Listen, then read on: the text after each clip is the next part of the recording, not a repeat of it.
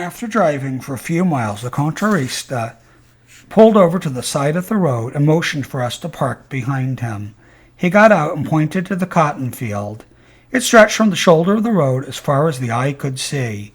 Papa, Mama, Roberto, and I got out of the car. Trumpita stayed behind to take care of Torito, Ruben, and Rora. We followed Papa, who walked over to the cotton plants to get a closer look. The other pickers did the same. Papa said it was a good crop. The plants were about 3 feet tall and partly hidden between their dry brown leaves were many cotton bolls.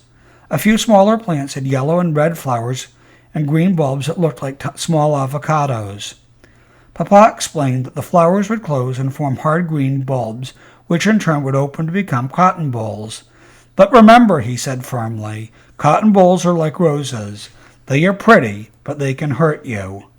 Yes, I know. The shell is like a cat's claw, I answered, remembering the numerous scratches I had gotten in my hands and wrists the year before. After feeling the cotton to make sure it was completely dry, the contrarista told us to start working. All of the pickers except me had their own sacks and their own rows to harvest. I went a few yards ahead of Mama and picked cotton from her row and piled it high on the ground. When she reached the pile, she picked it up and put it in her sack. I then moved over to Papa's row and did the same thing for him, so that he and Mama could move up the rows evenly. Roberto did not need my help. He was a faster picker than either Mama or Papa. After picking for 2 long hours, Roberto helped Mama make room in her sack by lifting it upright and shaking it several times up and down, compacting the cotton to the bottom. When Mama's sack was too heavy to drag behind her, Roberto took it to the weigh station to be emptied. The station was at the end of the field, about a quarter-mile ahead. With my help, he flipped the sack over his left shoulder and held it in place with his right hand. I walked behind him, lifting the back end to lighten the load. The front end grazed the sides of the furrow as we made our way to the station. He stopped to rest a few times and to wipe the sweat from his brow with the red and blue handkerchief tied around his collar. As we approached the weigh station, the contrarista said to Roberto, "You are really strong for such a little guy. How old are you?" 14, almost 15, answered Roberto proudly and out of breath. "No fooling," replied the contrarista, adjusting the scale that hung from a tripod about 3 feet in front of the cotton trailer. After weighing Mama's sack, the contrarista... 14, almost 15, answered Roberto proudly and out of breath. "No fooling," replied the contrarista, adjusting the scale that hung from a tripod about 3 feet in front of the cotton trailer. After weighing Mama's sack, the contrarista jotted in a notebook 90 pounds after our last name, which he asked Roberto to spell. Teasingly, he asked me, "Where is your sack, Mocoso?" I pretended not to hear him and quickly walked around the side of the trailer, which was about the size of our cabin. It was covered in chicken wire and had no roof. It looked like a large bird cage. I held the ladder steady for Roberto while he climbed it, carrying the sack. When he got to the top, he carefully walked to the middle of a plank that was laid across the trailer and emptied the cotton sack. Papa carried his own sack to the weigh station, but Roberto emptied it because Papa had a bad back.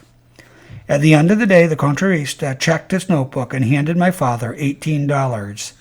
"Not bad, 600 pounds, Papa said, grinning. We could have done better if I had my own sack, I thought to myself.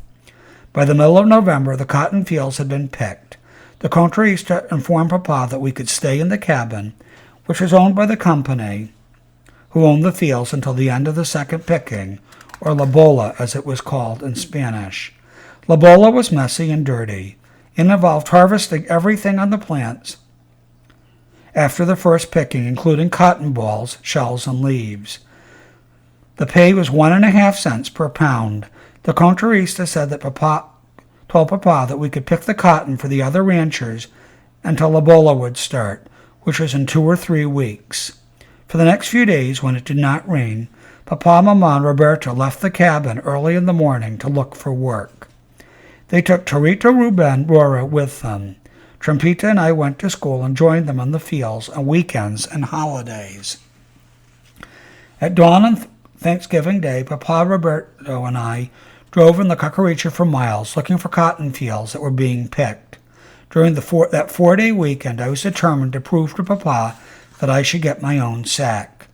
On both sides of the road, we patched endless fields of harvested cotton plants. From their dried branches dangled cotton fibers left during the first picking. They were frozen from the cold. In the distance ahead of us, Papa spotted a white speck in a cloud of thick black smoke. "Ah, he said cheerfully, pointing with his finger. He stepped on the gas. As we approached the cotton field, Papa slowed down and parked our sputtering carcaricha on the roadside to be near the cotton trailer. A few feet from it, around a burning tire, stood several men and women trying to keep warm.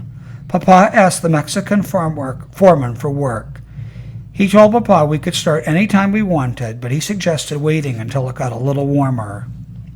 He invited us to join us around the fire. Papa did not want to waste time.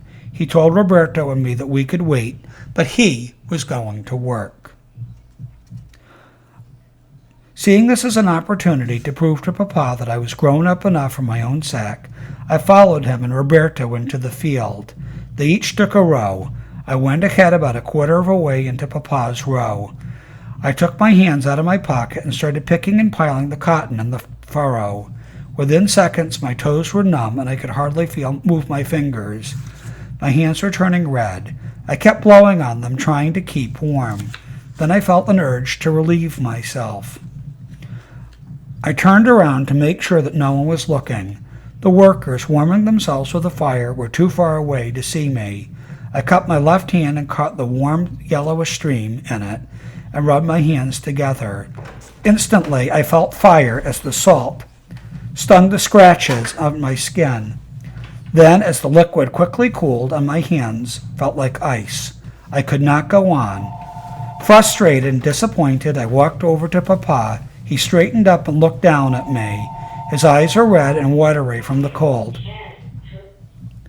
Before I said anything, he looked at Roberto, who bravely kept on picking, told me to go over to the fire. I knew then I had not earned my own sack.